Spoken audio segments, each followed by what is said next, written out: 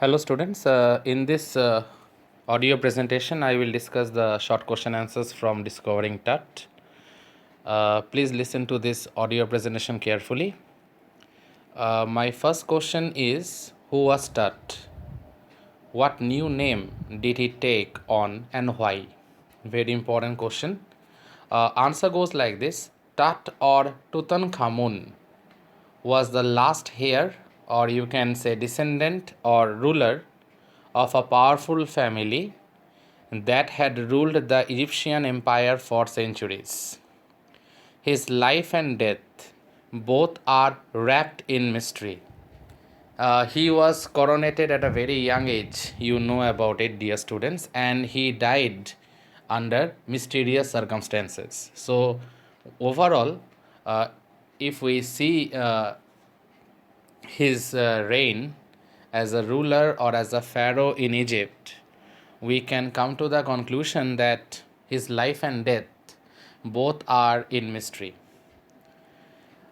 He took on a new name, that is Tutankhamun, because you all know that he was a follower of Amun, because he again started the worship of Amun, the ancient god, and from there only he took his name, and his name was finally Tutankhamun.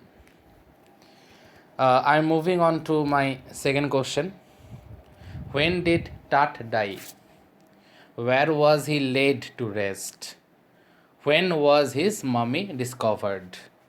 If you see very closely, three questions are attached one after another.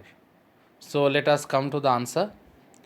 Tut died more than 3,300 years ago.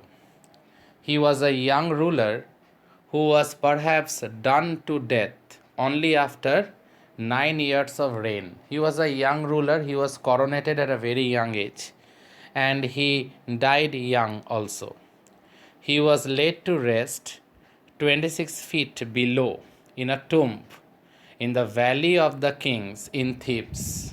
His mummy was discovered in 1922 by Howard Carter. He was laid to rest 26 feet below in the Valley of Kings in Thebes. And finally, in the year 1922, the famous British archaeologist by the name of Howard Carter discovered his tomb. I'm moving on now to question number 3. When was Tut's dead body subjected to CT scrutiny or CT scan, and why? So the answer goes like this.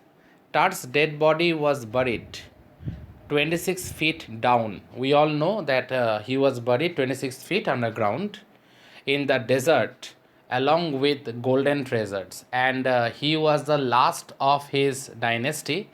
So his funeral procession, or rather to say the entire funeral, was celebrated in a grand manner, or rather was being conducted in a very grand manner, because he was the last of his descendant, of his family's descendant. He was the last one, and that was the reason not only his coffin was made of pure gold, even many precious gold ornaments were kept along with his mummy inside his coffin.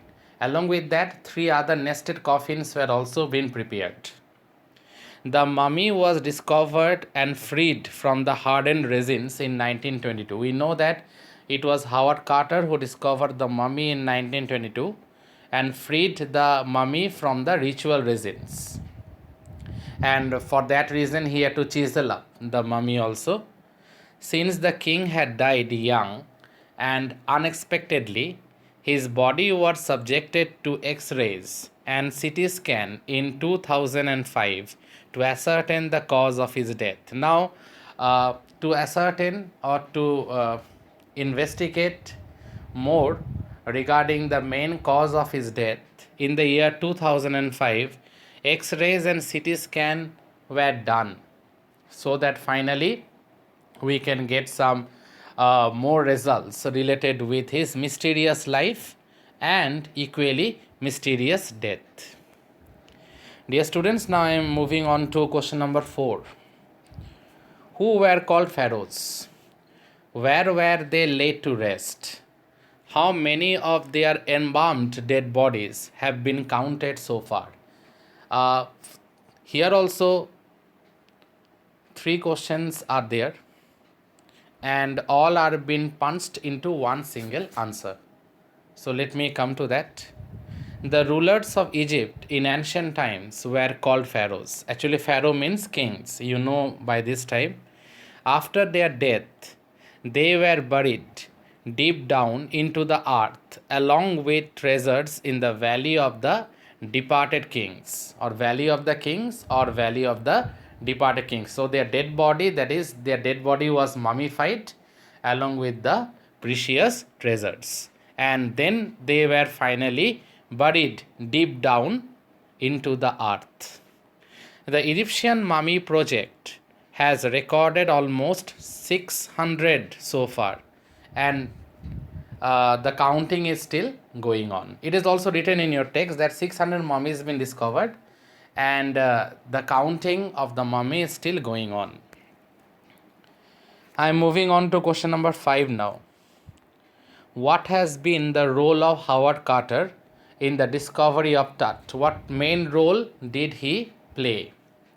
Howard Carter was the British archaeologist. Already this information I had given to you all, who in 1922 discovered Tut's tomb after years of futile searching. He did a lot of research. Finally, he got hold of Tut's tomb. He took out the richest royal collection along with everyday things like razor, clothes, food, and wine. Apart from the precious treasures that was discovered by Howard Carter, he also found many things of daily use that were kept along with the mummy. And those things were razor, clothes, food, and wine. Since Tut was buried in a solid gold coffin, he freed Tut's mummy part by part from solidified resins, reassembled it, put it in a wooden case, and buried it in the tomb. Now, Carter had a fear at the back of his mind that the tomb raiders, they might loot the precious ornaments and jewelries from the mummy. So he had no other option.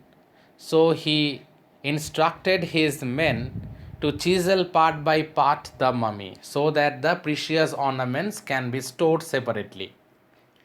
And finally, the mummy was again placed in a wooden case, and they gave a bit of padding and finally kept it underground, 26 feet underground, as we all know it. Dear students, I am moving on to question number 6 now.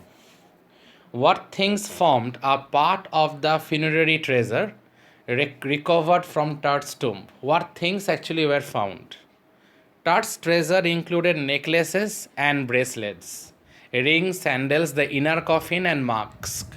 And most importantly, all of these were made of pure gold. So I repeat, necklaces were found, bracelets, then rings, sandals, the inner coffin, and marks. And one thing to be very noted, here all these things were made of pure gold. Dear students, I am moving on to question number 7 now. What did Carter have to do to detach Tut's mummy from the coffin? What exactly he did in order to remove Tut's mummy from the coffin? What he did actually? Carter had no choice. Tut's mummy was cemented to the bottom of his solid gold coffin. The resin had become solid. The hot sun could not melt it. He tried to keep the mummy in the scorching heat of the sun, but ultimately it seems that the ritual resins had hardened it so much that it was very difficult to remove the mummy from the solid gold coffin. So ultimately he decided to chisel it. So were used to cut away the resins beneath the limb. So he did chiseling in order to cut the mummy beneath the from the in order to cut the various parts of the mummy, so that ultimately the ornaments can be taken out, and then again he placed it properly with the help of giving some paddings and all those things, and finally he kept it in the wooden case. And the ornaments were also been given to the Egyptian government. Tut's head and almost all the joints had to be severed. Dear students, the meaning of severed is removed, to free them from the resins, in order to free them from the ritual resins. Dear students, I am moving on to question number 8 now. Why were Egypt's ancient pharaohs buried along with treasures? What was the reason that the pharaohs were, every time the pharaohs were buried with the treasures? What was the reason behind it? The emperors of Egypt in ancient times were called pharaohs, and pharaohs mean kings, you know it. They were very wealthy, and it is written in your text also that the pharaohs during the time of King Tut, they were very, very wealthy. They thought they must take their riches with them for use in the afterlife, that is, life beyond death. And remember one thing, dear students, the Egyptians, they believed in afterlife. So they were buried along with gold ornaments and even everyday things. That was the reason the pharaohs, the dead bodies of the pharaohs were mummified along with the gold jewelries and the things of everyday use. That is the daily commodities of everyday use. So we find that in King Tut's mummy also, apart from precious jewelries and golden ornaments or gold ornaments, we find razor, cases of food, wine, bracelets, all these things we find apart from gold jewelries. Because the Egyptians, they believed in afterlife, that is life beyond death. So they were buried along with gold ornaments and even everyday things. Now, dear students, I am moving on to question number 9. What startling facts were revealed? Startling means very amazing, or you can say very interesting. What startling facts were revealed when a professor x-rayed Tut's mummy? So what are the interesting things that were revealed when Tut's mummy was x-rayed by an anatomy professor? Remember, it was in the year 1968. So I am coming to the answer part. An anatomy professor x-rayed Tut's mummy in 1968 and revealed that the king's breastbone and front ribs were missing. And finally, what was revealed? It was revealed that the king's breastbone and front ribs were found missing. And it was years later, after Howard Carter discovered King Tut's mummy. It was in the year 1968. And that evokes much more mystery related with King Tut's untimely death at a very young age. So, dear students, in this video I explained up to question number 9. In my next video, in my next tutorial presentation, I will continue from question number 10. Thank you, students. Thank you all.